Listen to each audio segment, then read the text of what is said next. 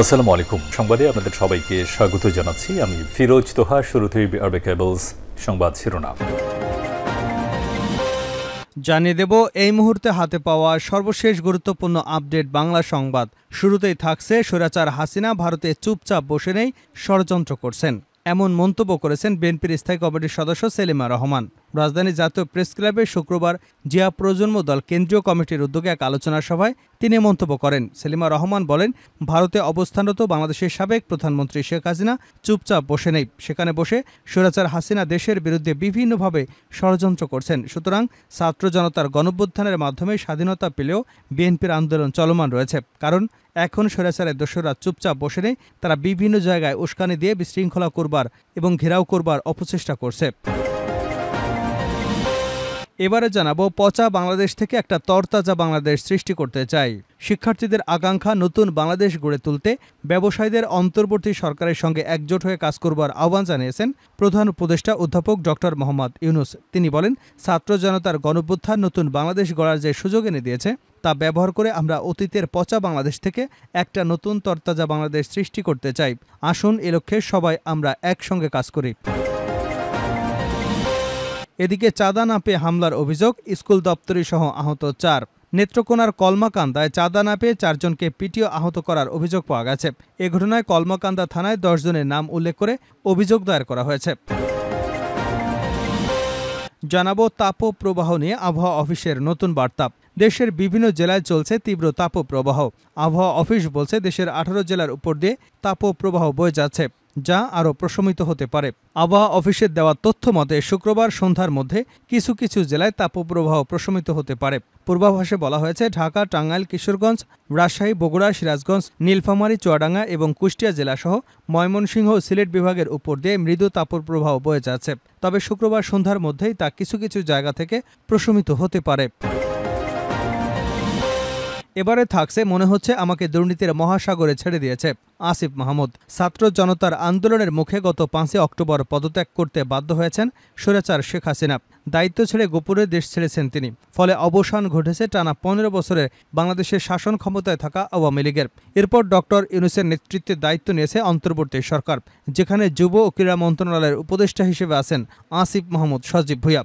দায়িত্ব নেবার পর থেকেই ক্রীড়াঙ্গনে সংস্কারের কথা বলছেন আসিফ মাহমুদ। তারই অংশ হিসেবে গতকাল 12 সেপ্টেম্বর গুলিস্তানের বঙ্গবন্ধু স্টেডিয়াম পরিদর্শনে যান তিনি। মূলত স্টেডিয়ামের দোকানগুলোর প্রকৃত চিত্র দেখতেই বৃহস্পতিবার বিকেলে হঠাৎ পরিদর্শনে যান আসিফ। এ সময় বঙ্গবন্ধু স্টেডিয়ামের বেশ কয়েকটি দোকান ঘুরে দেখেন তিনি। সরজমিনে সেখানকার চিত্র দেখে হতাশ হয়েছেন ক্রীড়া উপদেষ্টা।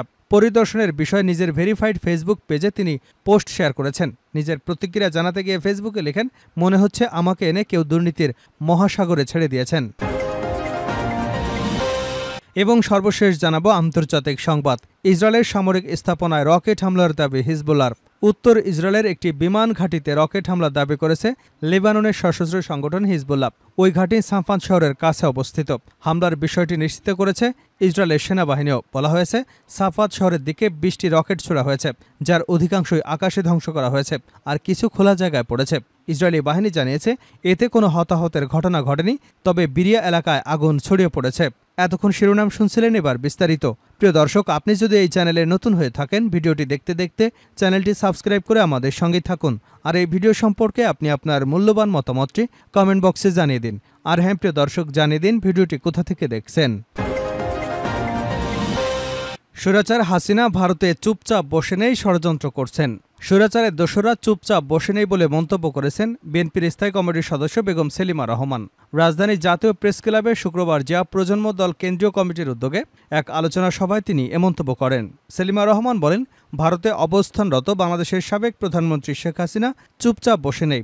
সেখানে বসে স্বৈরাচার শেখ হাসিনা দেশের বিরুদ্ধে বিভিন্নভাবে ষড়যন্ত্র করছেন। সুতরাং ছাত্র জনতার গণঅভ্যুত্থানের মাধ্যমে স্বাধীনতা পেলেও বিএনপির আন্দোলন চলমান রয়েছে। কারণ এখন স্বৈরাচারের দোসররা চুপচাপ বসে নেই, তারা বিভিন্ন জায়গায় উস্কানি দিচ্ছে, বিশৃঙ্খলা করবার এবং ঘেরাও করার চেষ্টা করছে। তিনি বলেন, ভারত কোনো আগাম সতর্কবার্তা ছাড়াই ফারাক্কার বাঁধ খুলে দিয়ে বাংলাদেশের উত্তরাঞ্চলকে বন্যায় ভাসিয়ে দিয়েছে। প্রতিবেশী দেশ বিভিন্নভাবে তাদের ষড়যন্ত্র চক্রান্ত অব্যাহত রেখেছে। এজন্য বিভেদ নয়, সবাইকে ঐক্যবদ্ধ থাকতে হবে। খুনিদের ভারতে যেতে কারা সহায়তা করছে তাদের খুঁজে বের করতে হবে। সেলিমা রহমান বলেন, কোটা সংস্কার আন্দোলনে বাংলাদেশের ছাত্র জনতা ও রাজনীতিবিদ সহ সবাই মাঠে নেমেছিলেন, কারণ স্বৈরাচার সরকারের পতন ঘটাতে হবে। গত 15 বছরে জনগণ কথা বলতে পারেনি, তরুণ প্রজন্ম ভোটার হয়েছে কিন্তু ভোট দিতে পারেনি। বারবার বিনা ভোটে ক্ষমতা এসেছিল অবৈধ সরকার। পচা বাংলাদেশ থেকে একটা তরতাজা বাংলাদেশ সৃষ্টি করতে চায় doctor Yunus.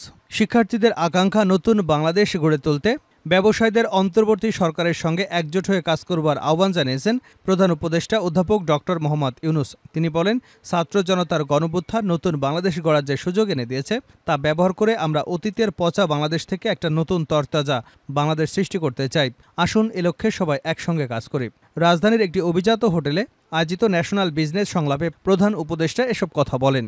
International chambers of commerce Bangladesh এবং জাতীয় পর্যায়ের 15টি বাণিজ্যিক সংগঠন এ সংলাপের আয়োজন করে। প্রধান উপদেষ্টা সবাই মিলে একজোট হয়ে কাজ করলে তরুণদের স্বপ্নের বাংলাদেশ গড়ে তোলা অবশ্যম্ভাবী বলে আশাবাদ ব্যক্ত করেন। ছাত্র জনতার আকাঙ্ক্ষার বাংলাদেশী বিনির্মাণে সংস্কার বাস্তবায়নের উপর গুরুত্ব আরোপ করে ডক্টর ইউনূস বলেন, সংস্কার কেবল সরকারের উপর ছেড়ে দেবেন না, আসুন সবাই মিলে সংস্কার করি।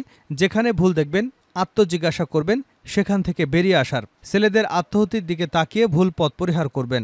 শ্রমিক মালিকদের মধ্যে সরকার সুসম্পর্ক গড়ে তুলতে চায় বলে জানিয়ে প্রধান উপদেষ্টা বলেন, আমাদের মেয়াদকালে আমরা শ্রমিক মালিকদের সম্পর্ক সুন্দরভাবে গড়ে তুলতে চাই। আমরা এখনও জেনেভা কনভেনশনে যোগ দিতে পারিনি। আমাকে সাহস দিন, এগিয়ে আসুন, আমরা সবাই মিলে ILO কনভেনশনে স্বাক্ষর করি। চাঁদা না পেয়ে হামলার অভিযোগ, স্কুল দপ্তরে সহ আহত 4। নেত্রকোনার কলমাকান্দায় চাঁদা না পেয়ে 4 জনকে পিটিয়ে আহত করার অভিযোগ পাওয়া গেছে। এ ঘটনায় কলমাকান্দা থানায় 10 জনের নাম উল্লেখ করে অভিযোগ দায়ের করা হয়েছে। শুক্রবার দুপুরে কলমাকান্দা থানার ওসি ফিরোজ হোসেন এ ঘটনার সত্যতা নিশ্চিত করেছেন। এর আগে বৃহস্পতিবার সকালে উপজেলার গোপলা ইউনিয়নের মৌজে গোপলা গ্রামে ঘটনা ঘটে। স্থানীয় সূত্রে জানা যায়, গোপলা ইউনিয়নের আরমোস আলী এবং সাইফুল ইসলামের মধ্যে দীর্ঘদিন ধরে বিরোধ চলছিল। তারই জেরে আরমোস আলীর ছেলে সোহেল রানার কাছে চাঁদা দাবি করেন সাইফুল ইসলাম ও তার লোকজন। চাঁদার টাকা না পেয়ে বৃহস্পতিবার সকালে পূর্ব পরিকল্পিতভাবে দেশীয় অস্ত্র লাঠিসোঁটা নিয়ে আরমোস আলীর বসত বাড়িতে হামলা চালানো হয়। এ সময় 4 জন আহত হন। বর্তমানে তারা কলমাকান্দা উপজেলা স্বাস্থ্য কমপ্লেক্সে চিকিৎসাধীন রয়েছেন। এ বিষয়ে সোহেল রানা বলেন, পূর্ব শত্রুতার জেরে বাড়িতে হামলা চালায় অভিযুক্তরা। এমনকি আমার কাছে চাঁদা দাবি করে।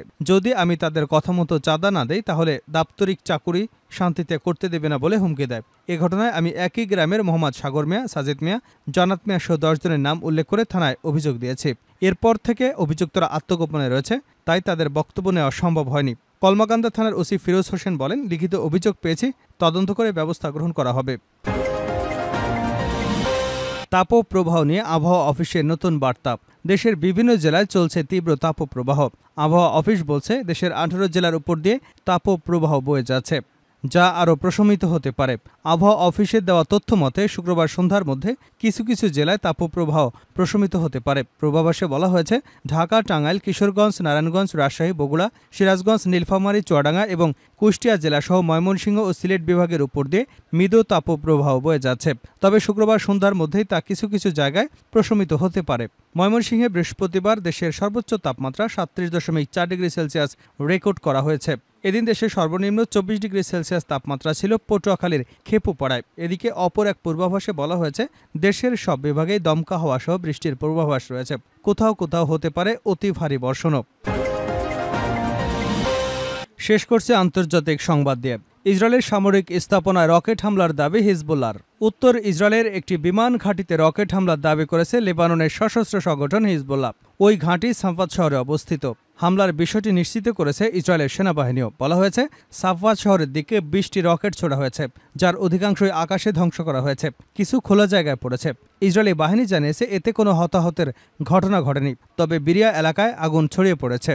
গাজার যুদ্ধ শুরু হবার পর থেকে ইসরায়েল এবং হিজবুল্লাহর মধ্যে পাল্টাপাল্টি হামলার ঘটনা ঘটছে। হিজবুল্লাহ দাবি, ফিলিস্তিনের প্রতি সমর্থন জানিয়ে তারা ইসরায়েলে হামলা চালাচ্ছে। গত 7 অক্টোবরের পর ইসরায়েলের হামলায় অন্তত 41,118 জন ফিলিস্তিনি নিহত হয়েছেন। আহত হয়েছেন 95,125 জন। এদিকে জাতিসংঘের মহাসচিব অ্যান্তোনিও গুতেরেস বলেছেন, গাজায় যা ঘটছে তা সম্পূর্ণ অগ্রহণযোগ্য। গাজা যুদ্ধ শুরু হবার পর তিনি ইসরায়েলের প্রধানমন্ত্রী বেঞ্জামিন নেতানিয়াহুর সঙ্গে কথা বলতে চাইলেও নেতানিয়াহু তার ফোন ধরেননি বলে জানিয়েছেন গুতেরেস।